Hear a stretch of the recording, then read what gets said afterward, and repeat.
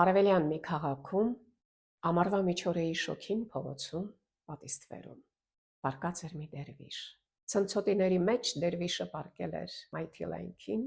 նվաղուն աչքերը կիսափակ։ Քաղաքապետ իշխանը հպարտ ու վեհ, հագած ճոխ ու զարդարուն, գալիս էր դանդաղ քայլերով,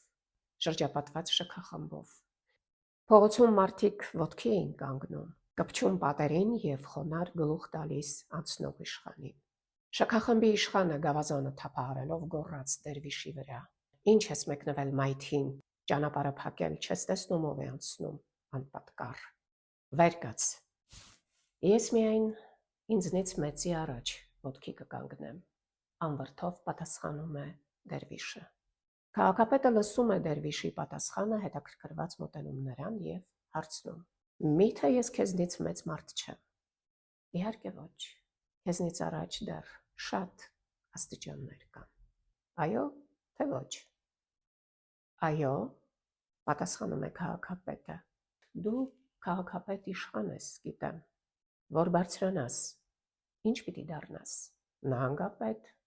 պատասխանում է քաղաքապետը։ Հետո վեզիր, հետո փոխարքա, հետո սահմանը սա է, մեր բոլորի վրա շահն է, նա է ամենից մեծը։